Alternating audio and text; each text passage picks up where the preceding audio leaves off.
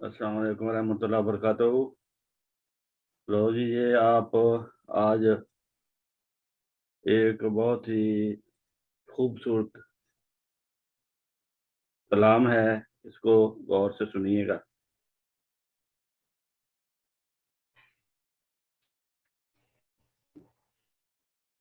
بسم اللہ الرحمن الرحیم۔ ملفوظات حضرت مسیح موعود 14 اپریل سن 1903۔ ایک صاحب نے عرض کیا کہ حضور جب سلسلہ موسوی اور سلسلہ محمدی میں مماثلت ہے تو کیا وجہ ہے کہ اس سلسلے کے خادم تو نبی کہلائے مگر ادھر اس طرح کوئی بھی نبی نہ کہلایا؟ حضرت اقدس نے ارشاد فرمایا، مشابہت میں ضروری نہیں کہ مشبہ اور مشبہ بہی بالکل آپس میں ایک دوسرے کے عین ہوں اور ان کا ذرہ بھی آپس میں خلاف نہ ہو۔ اب ہم جو کہتے ہیں کہ فلاں شخص تو شیر ہے، تو اب اس میں کیا بلا ضروری ہے کہ اس شخص کے جسم پر لمبے لمبے بال بھی ہوں، 4 پاؤں بھی ہوں اور دم بھی ہو اور وہ جنگلوں میں شکار بھی کرتا پھرے؟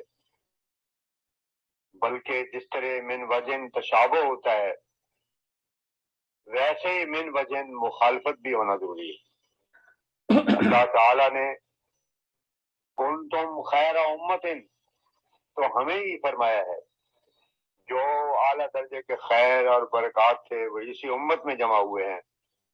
حضرت صلی اللہ علیہ وسلم کا زمانہ ایسے وقت تک پہنچ گیا ہوا تھا کہ دماغی اور عقلی قوا پہلے کی نسبت بہت کچھ ترقی کر گئے تھے۔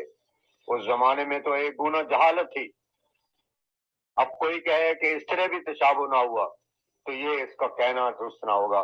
نبوت جو اللہ تعالیٰ نے اب قرآن شریف میں حضرت صلی اللہ علیہ وسلم کے بعد حرام کی ہے، اس کے یہ معنی نہیں ہے کہ اب اس امت کو کوئی خیر و برکت ملے گی نہیں اور نہ اس میں شرف مکالمات اور مخاطبات کا ہوگا، بلکہ اس سے مراد یہ ہے کہ حضرت صلی اللہ علیہ وسلم کی مہر کے سوائے اب کوئی نبوت نہیں چل سکے گی۔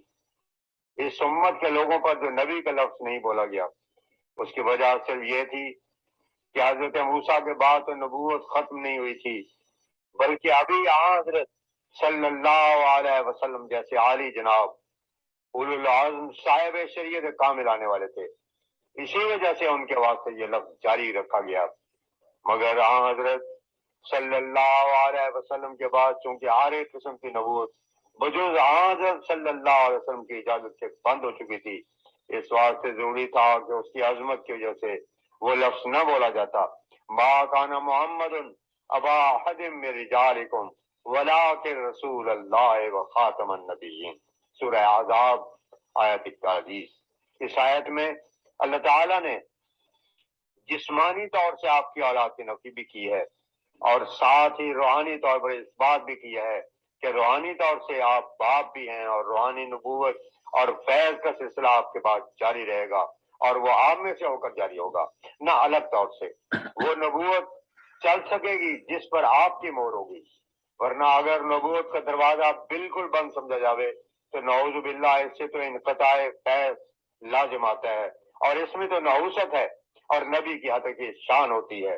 گویا اللہ تعالیٰ نے اس امت کو جو کہا کہ کنتم خیر امت، یہ چھوٹ تھا نعوذ باللہ۔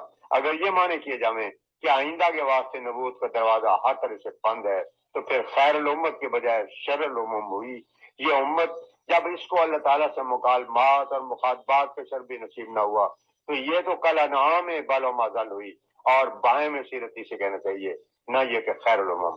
اور پھر سورہ فاتحہ کی دعا بھی لگ جاتی ہے، اس میں جو لکھا ہے کہ اہدنا الصراط المستقیم صراط الذین انعمت علیہم، تو سمجھنا چاہیے کہ ان پیروں سے پلاؤ زردے مانگنے کی دعا کی جاتی ہے اور ان کے جسمانی لذات اور انعامات کے وارث ہونے کی خواہش کی گئی ہے، ہرگز نہیں۔ اور اگر یہی مانے ہیں تو باقی رہ بھی کیا گیا جس سے اسلام کا علو ثابت ہو جاوے۔ اس طرح تو ماننا پڑے گا क्या नाउज़ बिल्लाह हजरत सल्लल्लाहु अलैहि वसल्लम की कुव्वत खुद से कुछ भी ना थी, और आप हजरत मूसा से मर्तबे में गिरे हुए थे कि उनके बाद तो उनकी उम्मत में से सैकड़ों नबी आए, मगर आपकी उम्मत से खुदा ताला को नफरत है कि इनमें से किसी एक के साथ मुकालमा भी ना किया, क्योंकि जिसके साथ मोहब्बत होती है आखिर से कलाम तो किया ही जाता है नहीं, बल्कि हाँ हजरत सल्लल्लाहु अलैहि वसल्लम की नबूवत का सिलसिला जारी है, मगर आप में से होकर और आपकी मोर से और फैजान का सिलसिला जारी है। हजारों इस उम्मत में से मुकालमात और मुखातबात के शब्द से मुशर्रफ हुए और अंबिया के खसाइस उनमें मौजूद होते रहे हैं। सैकड़ों बड़े बड़े बुजुर्ग गुजरे हैं जिन्होंने ऐसे दावे किए।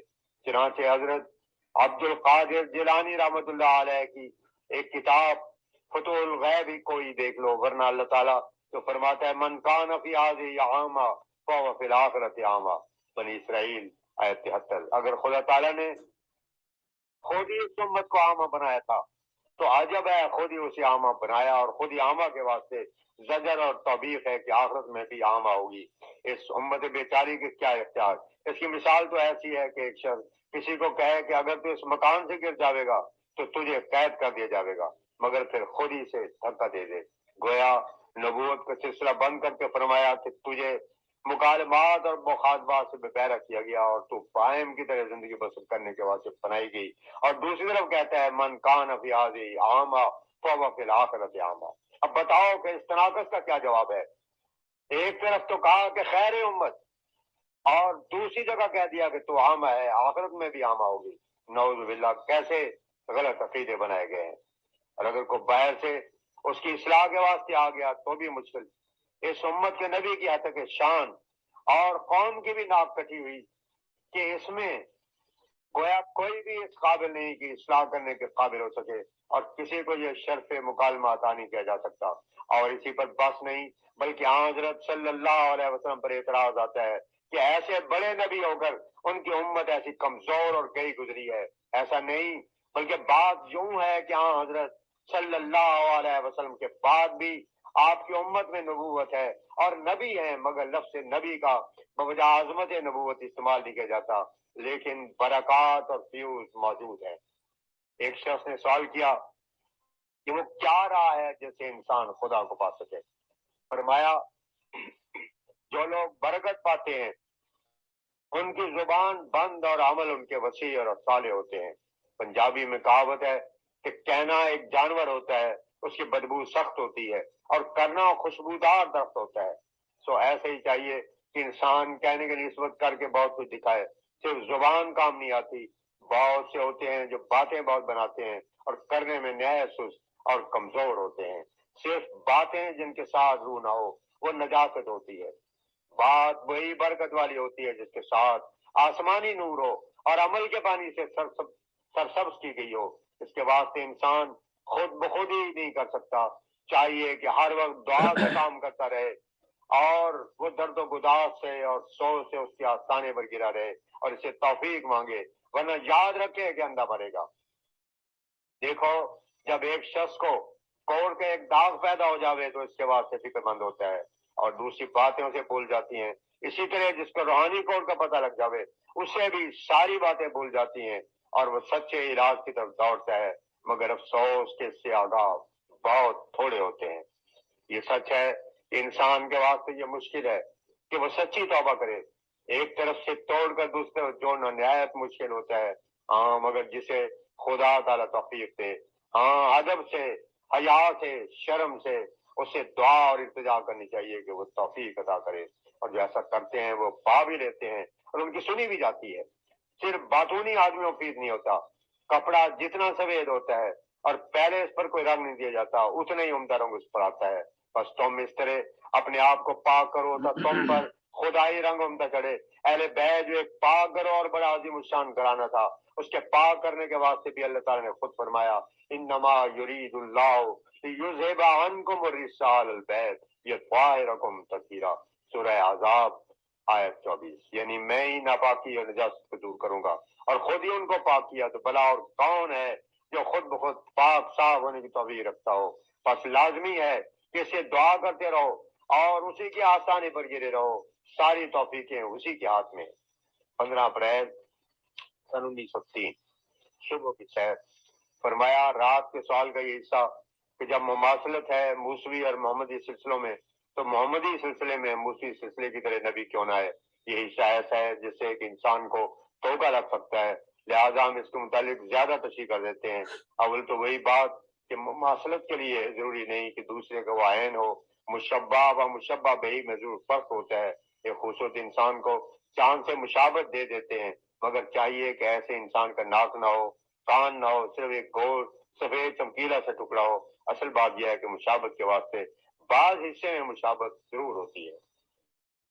देखिए हजरत मूसा से हजरत सल्लल्लाहु अलैहि वसल्लम को मुशाबत है, और इसमें सिर्फ आला जो यही है कि हजरत मूसा ने एक कौम को जो फिरौन के मातहत गुलामी में मुब्तला थी और उनके हालात गंदे हो गए थे, वो खुदा को भूल गए थे और उनके ख्यालात और हिम्मतें पस्त हो गई थी।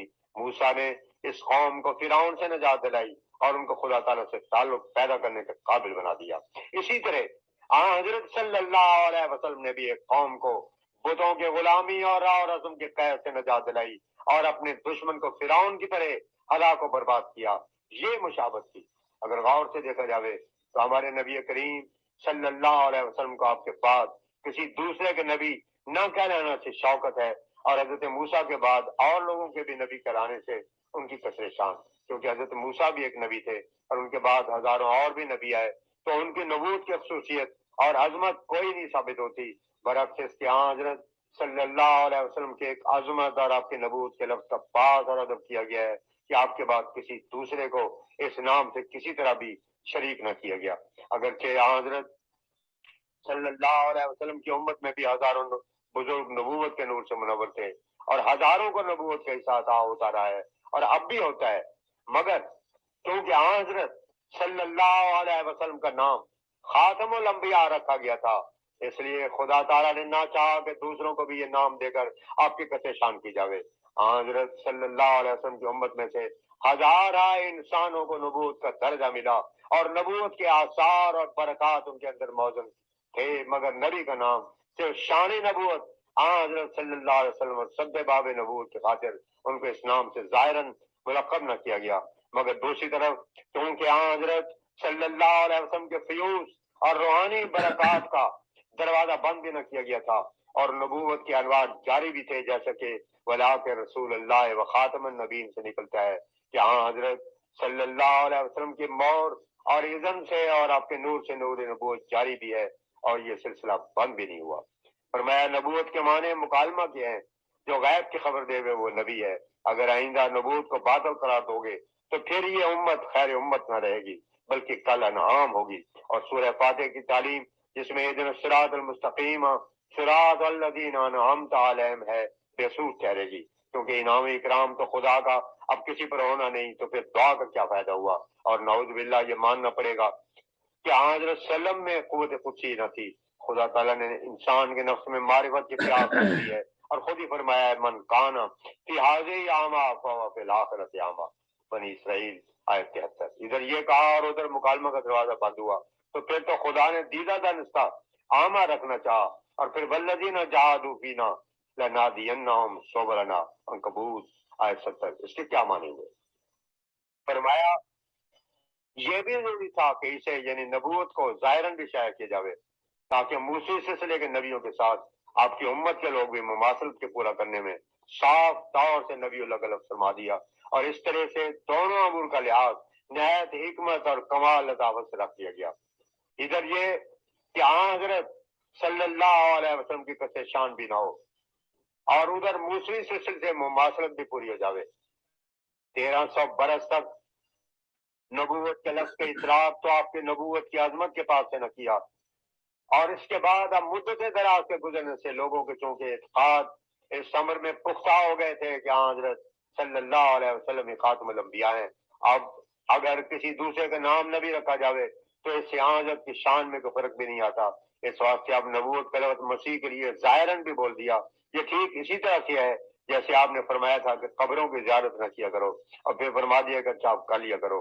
पहले मना करना भी हिकमत रखता था कि लोगों के ख्यालात अभी ताज़ा बताज़ा बुत परस्ती से आते थे, تاکہ وہ اپنی اس عادت کی طرف عود نہ کریں۔ پھر جب دیکھا کہ اب ان کے ایمان کمال کو پہنچ گئے ہیں اور کسی قسم کے شرک و بدعت کو ان کے ایمان میں راہ نہیں تھی، اجازت دے دی۔ بالکل اسی طرح یہ امر ہے، پہلے 1300 برس سے اس عظمت کے واسطے نبوت کا لفظ نہ بولا، اگرچہ صفتی رنگ میں صفت نبوت اور انوار نبوت موجود تھے، اور حق تھا کہ ان لوگوں کو نبی کہا جاوے، مگر خاتم الانبیاء کے نبوت کی عظمت کے پاس کی وجہ سے وہ نام نہ دیا گیا، مگر اب وہ خوف نہ رہا، تو آخری زمانے میں مسیح موعود کے واسطے نبی اللہ کا لفظ فرمایا۔ آپ کے جانشینوں اور آپ کی امت کے خادموں پر صاف صاف نبی اللہ بولنے کے واسطے دو امور مد نظر رکھنے ضروری تھے۔